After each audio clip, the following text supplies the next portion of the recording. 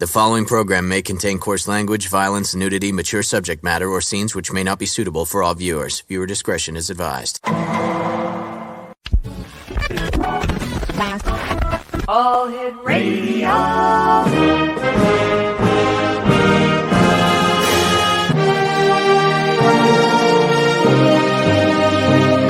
Welcome to the X Zone, a place where fact is fiction and fiction is reality. Now, here's your host, Rob McConnell. And welcome back to hour number 4 of tonight's show. My name is Rob McConnell, coming to you from our broadcast center and studios in St. Catharines, Ontario, Canada. You can always send an email, xzone@xzoneradiotv.com, on MSN Messenger, as well as, Facebook, and all the other social media networks, X Zone Radio TV. And of course, we're coming to you around the world on the Talkstar Radio Network, Mutual Broadcast Network, and you're watching us on Simul TV channel 54, which is the X Zone TV channel. And to find out how you can subscribe to the X Zone as well as to Simul TV, visit www.simultv.com. Exonation, my guest this hour is Gloria Prema, and we've had the pleasure of having this young lady on the show before. And Gloria, welcome to the X Zone. How are you doing tonight? Good morning, Rob. Thank you for having me again. Oh, great talking to you. You're in the United Kingdom, right? Yes. Whereabouts? In Scotland, Perthshire in Scotland, right in the middle. Wow, it's pretty early over there, isn't it? What's it about? It's 6 a.m. Wow. Well, Thank you for getting up so early. It's a pleasure. So how have you been since you and I last talked?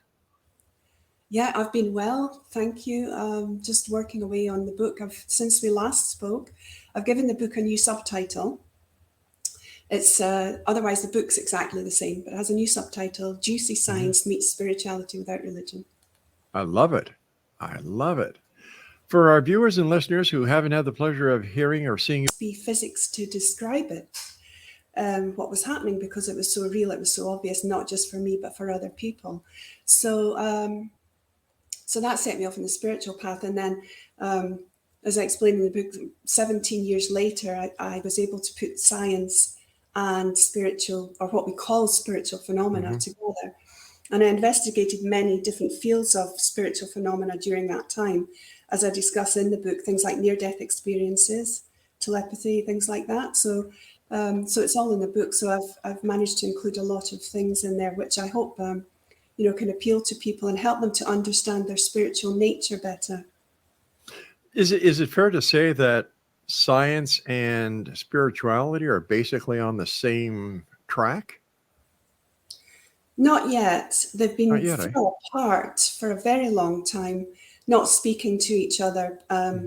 Tendency for science to dismiss spiritual phenomena, but there's more and more evidence coming out now that points to this other reality. And quantum physics, it was quantum physics really back in the day that helped me to put together a lot of my theory, because, as you know, quantum physics talks about at least 11 other dimensions. Right. And so I'm able to explain these dimensions with my theory as being simply faster speeds of light, harmonic speeds of light. And I describe what I mean by harmonic, because, they used to say that, you can't go faster than light, but yes, you can. And in fact, experiments have already proven that. So what is the main evidence for saying it's all light? Well, one of the things I discussed very early in the theory is that, in quantum physics, they say that they've discovered that every particle is just spinning energy, or constant energy, and they don't know what that energy is, and they don't know where it comes from, and they just call it energy. But what energy? Well, I'm saying it's light, and the argument for that is because light is the only energy that's in constant motion or perpetual motion. And so this is why I'm saying it's all light, because it is constant, it is perpetual, it's just there all the time. So that's the main reason why I'm saying it's light. Right.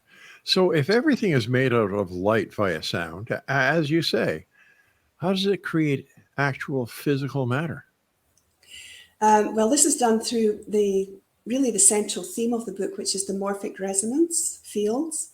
I discuss these at length, and I give evidence, photographic evidence. There's a whole field of study called cymatics, and this goes right back to the late 1700s, where they discovered that if you can create patterns and shapes using sound, the frequencies of sound, on a plate, scatter sand or something, attach a frequency generator to the plate. And as you change the frequency of the sound, the pattern changes immediately, beautiful geometric patterns. Right, yeah. That was the beginnings. And it was furthered in the 1950s by Dr. Hans Jenny. And he was able to create three-dimensional forms and shapes from not just sand or powder, but from liquids and other materials. So those were the principles of sound creating form or shape. And I'm saying that principle is creating matter out of light waves.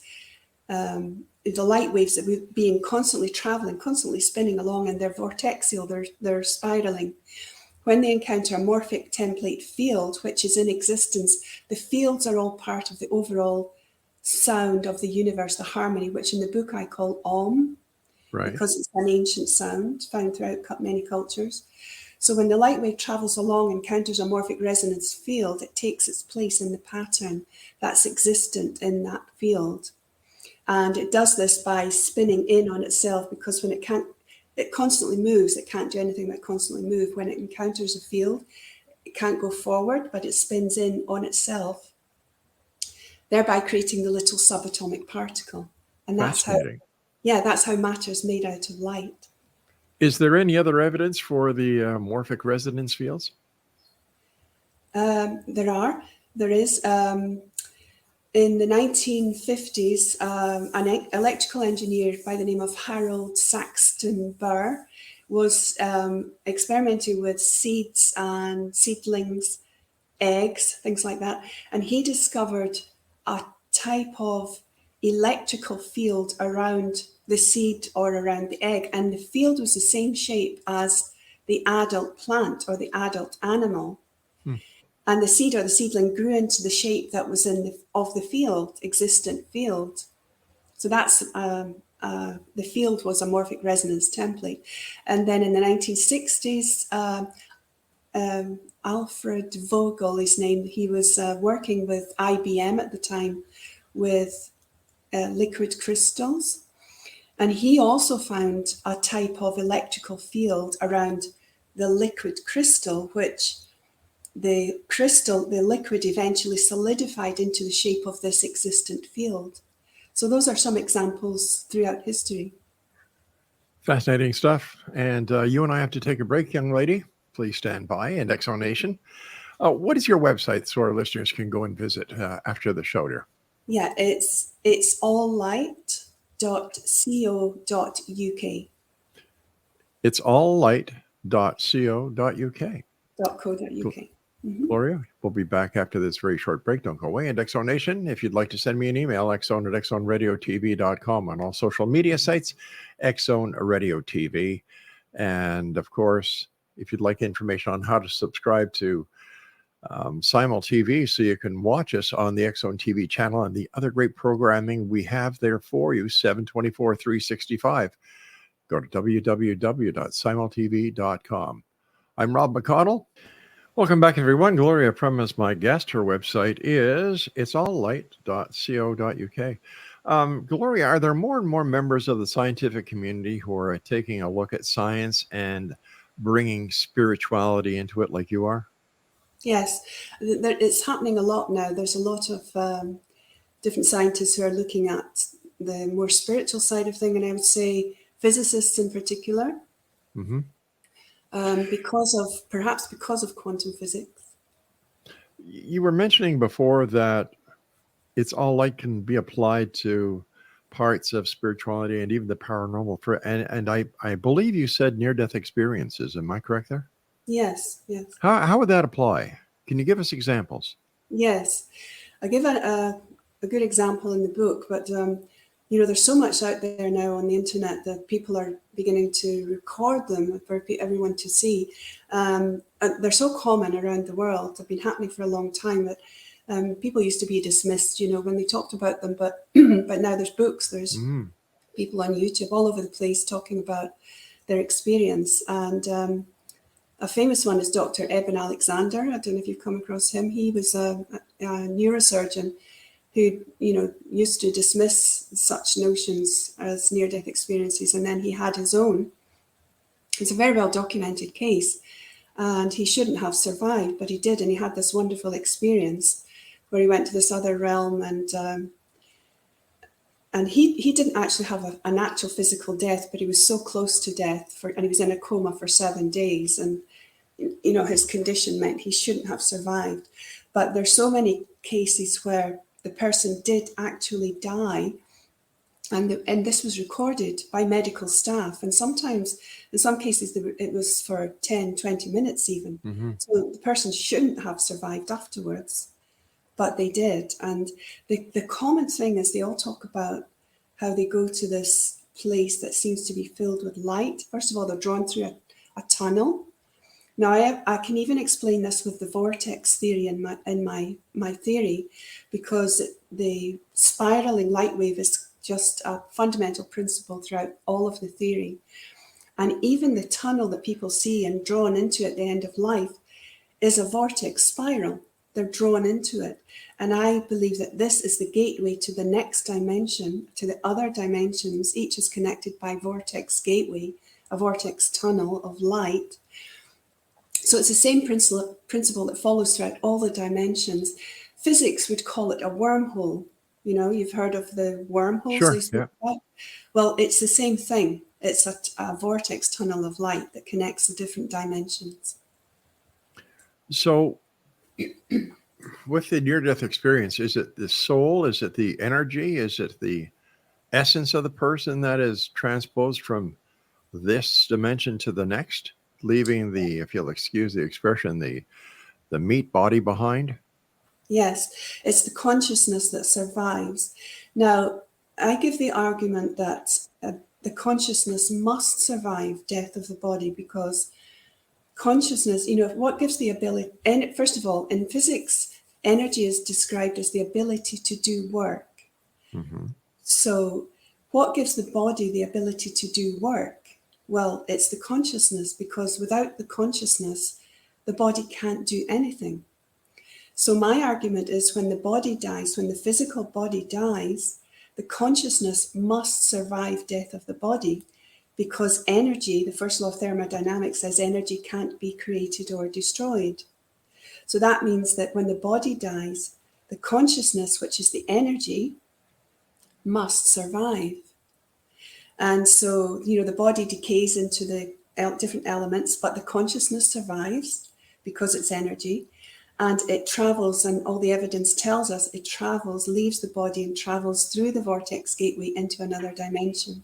And the people who have these experiences, I say millions throughout history, throughout the whole world, commonly report the same thing, that they leave the body, they find themselves drawn through this tunnel most of the time.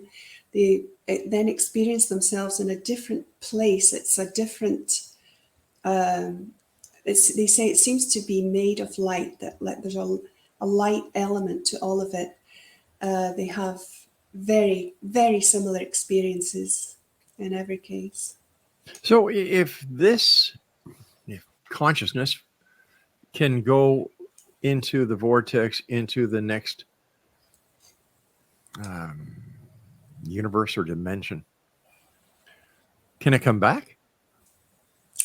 Yes, because the people who have died have come back and lived to talk about it. But what would happen? What would happen if their body, if they died, they were pronounced dead, their body is put into the ground, and from the other side they say, geez, I think I'm going to go back to this dimension. What happens then? Yes. Is that what we call a ghost? I see what you mean. Yes, it would be too late for the body, obviously, if Yeah. it has reached that stage. But yes, I mean, the phenomena of, in the book, I talk about the phenomena of spirits and ghosts and visions that people have, which again are so common throughout time, throughout history. And that's when because in this other dimension we have what they call a light body, so we still look like ourselves, and people meet deceased relatives on the other side as well, and they recognize them instantly. Very often they say they look younger, they look healthier and younger, because of the nature of where they are. But yes, we have this body, we can still retain, because you see the morphic resonance field has many different levels to it, even our physical body. This is just one level, but we have, in the esoteric or the ageless wisdom teachings, I'm a long time student of that. They talk about the different stages or different layers that we have to us. We have the physical body, we have a mental body, we have an etheric body, and on, different layers to us, and each is vibrating at a different frequency of light. So when you discard the physical body, that body's gone, but the soul, in essence, which is really our true selves, still exists in the other dimensions where you can still have a body. Now, as you ascend to the higher and higher and higher dimensions, there's no need for a body. It's just pure consciousness. But as I explain in the book, it's when you appear to someone in a different dimension. So say when someone sees a spirit in this dimension, or has a vision of some sort, that what has happened there, it's like, well, I use the analogy of like tuning a radio or a television. So you turn a dial, in this dimension, you see the picture, you hear the sound, you turn the dial to a different frequency, you pick up a whole different picture and a whole different sound, which was still right there in the room. All the different frequencies, all the different sounds are right here, but you only pick up the one that you're tuned to. So this is how I explain how a spirit on the other side could adjust their frequency to appear in this dimension, or someone in this dimension can have an experience where their frequency has temporarily retuned and they pick up another station or another reality, and that's when they tend to see something or hear something. It's very common, and it can happen with well, you can achieve it through meditation, for example. Certain types of meditation may give you that experience, but it can also happen if you have some kind of shock or trauma that can temporarily change your frequency. And people often report this, when they've had an accident or they're in an accident, a car accident, they'll sometimes find themselves outside of their body and they can see their body, or they may experience a vast slowing down of time. This is very common, where they feel that time stops and they see everything in slow motion. Or they very often see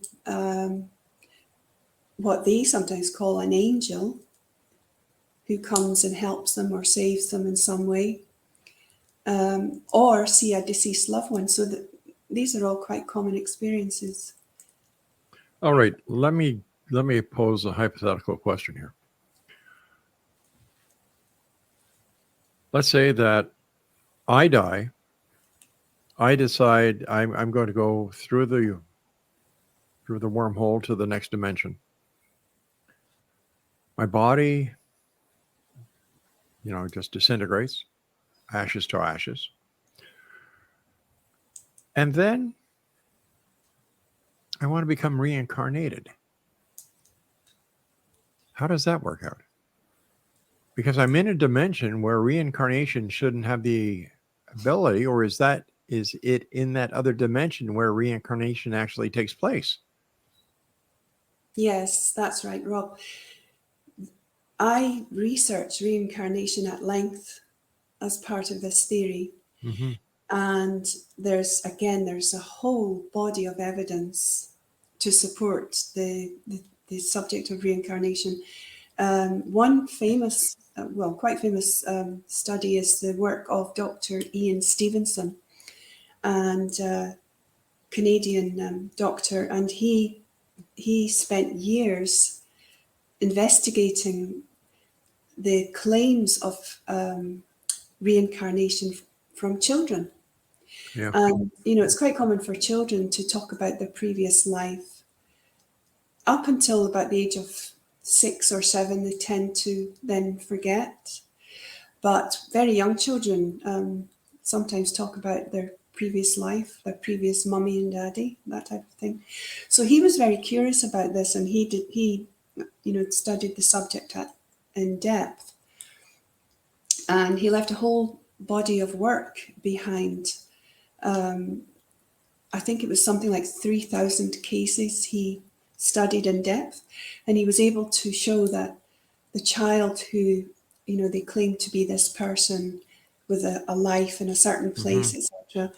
He was able to follow up and investigate, and he found that in most cases, the person that the child described did exist and did live in that place, did have that family with those names that they mentioned, and very often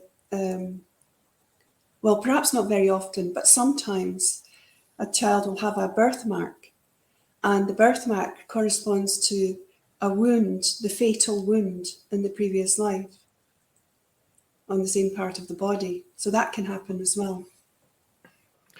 Would But it be it's safe to been investigated quite thoroughly. Would it be safe to say that your theory is further supported by an example that I can use as being the fiber optics, because it's light that's used in fiber optics? And if we're saying that spirits are the result of light, am I right? Yes. Or would that support the theory? The Fiber fiber optic theory? Yeah. What do you mean by the fiber optic theory, Rob? Well, all right. For example, here in our studios, we use fiber optics. We don't use the old copper coaxial anymore. Everything is fiber optic. It's fast. It's clean. It's light that's emanated. So would this kind of be a useful example for somebody who is trying to understand how we go from this dimension to the next through the wormhole as light consciousness? Yes, light. Yes, thank you. Light is a technology that's becoming more and more applied in our everyday world, and fiber optics is one of them. There's also various technologies now using light, healing technologies, and as I say in the book, light and sound will be the medicine of the future. Yeah. But it's already here because the beginnings of it. Because you have various things on the market now. I've heard recently about the light wave patches. It's a patch that you can wear on your body, and it emanates a particular frequency of light. Yeah. And produce a healing effect. But there's lots of and a light wand, that shine a particular frequency on the body. So there's many technologies now coming out of this. But yes, light is the medicine of the future. I know for a fact that about 10 years ago, NASA, or more than that, it must be about 25 years ago, NASA was using and experimenting with different colored LED lights and different frequencies and in healing modalities for the astronauts. Yeah. You and I have to background, yes. Yeah, you and I have to take a break. Please stand by. And Exo Nation, our guest is Gloria Prema. And if you'd like to find out more about Gloria, visit her website. It's alllight.co.uk. We'll be back after this break as we continue right here in the X Zone. So whatever you do, don't go away, because if you go away, you're going to miss a lot. Gloria Prema and I are back here, Exo Nation. How are you doing over there, Gloria? Good, thank you. Good. What was it that made you go into the area of expertise that you're in right now? Well, it was, as I say, I was studying my science degree all those years ago. I had just completed the first year when I had this spiritual healing experience. And then I practiced it and learned how to do it. And it was so natural. It felt so natural, like I'd done it before, that type of feeling. And I was seeing results, like real physical, tangible results, which to me is first-class evidence. That's right. Yeah, so I decided to pursue that, look into it, and discover, as I say, the physics of how that can happen. And it was light that I was working with, actually, because in spiritual healing, you're accessing light. You call in light. There's a technique you go through to call in the light, the purity of the light, to be a good channel for the light to go where it's needed.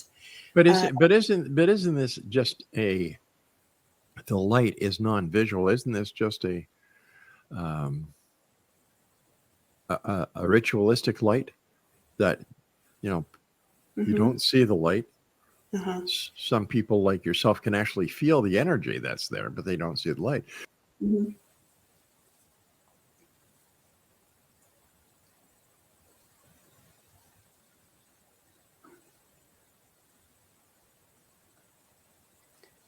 Have we lost connection, Rob? I think we're back. There we go. Are you there? I'm there. Yeah, I'm here. Yes. Yes, I see what you mean. I'm not physically seeing the light, but I see it with my inner vision, the third eye, it's sometimes called. You have to get yourself into a certain place of calm. And it's a bit like prayer, I suppose. When you pray, right, you're connecting with what you consider to be a source of love and help. So that's how you begin a healing session. So I call in the light, and as soon as I do that, I visualize the light traveling down through my heart, out through my hands, and at that moment, I then feel a pulse, and that's physical. I feel the physical pulse, and then I direct it, to the person who has asked for the help. You don't do it without someone asking.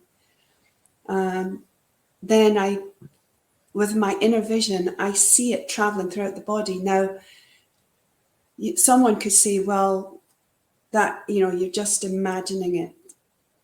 But at the beginning, I wondered if I was imagining what I was seeing. But, over 30 years, I've tested and tested and tested. Yeah. And it was only and I used to sometimes wonder if I was seeing things, but I was seeing the physical results. That was my evidence. Well, what kind of physical results were you seeing? Well, the first lady who came, she had fallen down a hole in the garden outside and twisted her ankle. Ooh. And she went to the doctor, and she was told she was limping. She was in a lot of pain. She was told she would need 6 months of physiotherapy. And she had one healing session. I directed the light to her ankle, and I noticed that I saw the light in my inner vision as colors, lots of different colors going in, and then it finished with just white light. Now, the white light contains all the colors, but when it finishes with the white light, I know that the session is done. Anyway, so the upshot was the next morning, she had a lot of pain in the ankle during the night. Interesting, but there's a reason for that. Because as we discovered, everything was going back into place. But the next morning she woke up, her foot was back to normal. I mean, normal, as if it had never happened. Oh my gosh. Yeah. And so I asked her, did you go to the doctor? Did you tell the doctor about it? Yeah, and she did. But the doctor dismissed her case. He didn't have an answer. But so that was, to me, that was a very, very obvious evidence that something was happening. Lots of things like that. Unexplainable, Rob. That was why I had to pursue it, to find the answer, because in physical terms, it's unexplainable. A lot of people within the paranormal community say that science needs to get involved into the investigation of the paranormal in order to make it normal, because it's only paranormal because we don't understand the science behind it. I would imagine that you're one of the very few scientists in the world that are actually taking a good look at this. How does that make you feel? Yeah, I mean, I think there probably are a lot of people who are looking into this, but perhaps we don't hear about them. Well, not in the media. The media doesn't cover things like this, but there probably are a lot of people looking into it. I know there are a lot of healers around, a lot of people who are doing different types of healing, different methods of healing, but in essence, they're pulling in energy from other dimensions to do it. And it sometimes has different names. I mean, I trained with the National Federation of Spiritual Healers in the UK, which is a very long established organisation going back to 1954, started by Harry Edwards. So it's a very long organisation in the UK, but over the years, people have called it different names like quantum healing, and you know, Reiki is a type of healing, kind of similar, perhaps not exactly the same, but there's lots of different methods of healing. You said they pull in the energy from another dimension, so the energy is able to be accessible through the wormhole or the spiral. Yeah. Yes, with our consciousness, Rob, we can access the other dimensions, as I said, through meditation, through attuning. Right. You can have your own practice of how you achieve that attuning, but that's what you're doing. You're tuning to a different frequency of light and perhaps a different speed of light, in one of the other harmonic dimensions. And with practice and with inner training and focus, you can achieve other connection with higher and higher dimensions of light. And can I just say, Rob, the physics reason why the healing happens is because, as I explain in the book, as you go to the higher and higher, or really faster and faster speeds of light, there's more healing, there's more purity because of coherence. And I talk about coherence in the book. Coherent light waves are light waves, if you imagine them 2D light waves on a graph, they can be all jumping all over the place and chaotic. But when you get into a state of inner calmness and connecting with a source of love, whatever that may be for you, those light waves become coherent. And that's been demonstrated. And I talk about some of these demonstrations in the book. And the light waves become coherent, they nest, they embed, and that coherence is very, very powerful. And you can access a purer healing effect from coherence. And I give many examples in the book. Can you give us one example? Well, the physicist Dan Winter, I came across him years ago, and he did a real-time experiment where he hooked his heart up to an electrocardiograph, and he got himself into a state of love and compassion. When he first hooked up to this electrocardiograph, the waves, it was detecting his heart waves on a 2D graph, and they were chaotic. And as he descended into this feeling of love and compassion through quiet meditation, and this was shown in real time, as he got into that state of love and compassion, the waves gradually became coherent. They nested into each other and they became coherent. Professor William Tiller, he was a physicist at Stanford University. He passed away a few months ago, but I quote his work in the book, and he gives a good example of the power of coherence. He said, if a typical light bulb, you switch on the light bulb and the photons all come out chaotically. So you never see, not coherently, in other words, so you never see the full potential of the light bulb. But he said, if those photons were to come out coherently, he said that the power of that light bulb would be 1,000 to 1,000,000 times that of the sun. Wow. So that's the power of coherent light. All right, stand by. We've got to take our final break. So I'm just trying to imagine something that much brighter than the sun. We'll be back on the other side as we wrap up. I'm sorry, dear. It's hard to imagine. It is. It's mind-boggling. Yeah. Right, Exonation, we've got to take our final break. When we come back, more of this interesting topic with our guest this hour, Gloria Prema. And if you'd like to find out more about Gloria, maybe you'd like to get a hold of her book. It's very simple. The website is itsalllight.co.uk. Ta-da! We're back. Gloria Prema is our guest. And first of all, Gloria, thanks so much for getting up so early in Scotland to join us tonight. It's always a great pleasure talking to you. And this is the first time I've been able to see you. So nice seeing you. That's right. Thank you.